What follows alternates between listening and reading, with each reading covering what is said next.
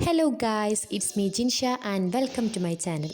അപ്പോൾ ഇന്നത്തെ നമ്മളെ വീഡിയോ ഈ സാധനത്തിൻ്റെ റെസിപ്പിയാണ് കേട്ടോ. ഇതാണ് ഗായ്സ് നമ്മളെ ബ്രെഡ് പോക്കറ്റ്. അപ്പം സമയം കളയാതെ നമുക്ക് നേരെ വീഡിയോയിലേക്ക് പോകാം. മെയിനായിട്ട് വേണ്ട ഇൻഗ്രീഡിയൻറ്റ് ബ്രെഡാണ്. അതിൻ്റെ ബ്രൗൺ പോർഷൻ കളഞ്ഞിട്ട് വേണം എടുക്കാൻ വേണ്ടിയിട്ട്. പിന്നെ വേണ്ടത് വല്യുള്ളി, ക്യാപ്സിക്കം, ക്യാബേജ്, ക്യാരറ്റ്, കക്കരിക്ക. ഇതൊക്കെ ചെറിയ പീസാക്കി കട്ട് ചെയ്ത് വെക്കണം.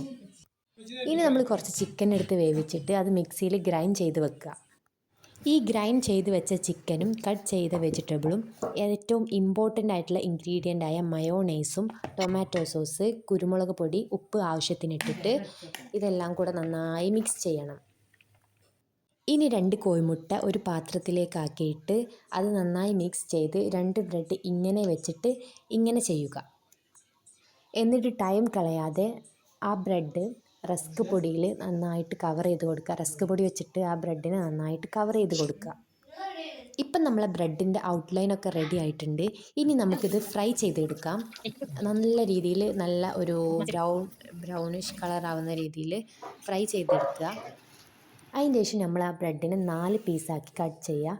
എന്നിട്ട് അതിൻ്റെ ഉള്ളിലേക്ക് നമ്മൾ ടൊമാറ്റോ സോസ് നല്ല രീതിയിൽ ടച്ച് ചെയ്ത് കൊടുക്കുക. ഇനി നമ്മൾ നേരത്തെ മാറ്റി വെച്ച ഫില്ലിങ് ഇതിലേക്ക് ഫില്ല് ചെയ്ത് കൊടുക്കുക. അപ്പോൾ ഇത്രയേ ഉള്ളൂ ഗായ്സ്, നമ്മളെ ബ്രെഡ് പോക്കറ്റ് ഇവിടെ റെഡിയായി വന്നിട്ടുണ്ട്. അടിപൊളി ടേസ്റ്റാണ് ഗായ്സ്, നിങ്ങളും ട്രൈ ചെയ്ത് നോക്കുക.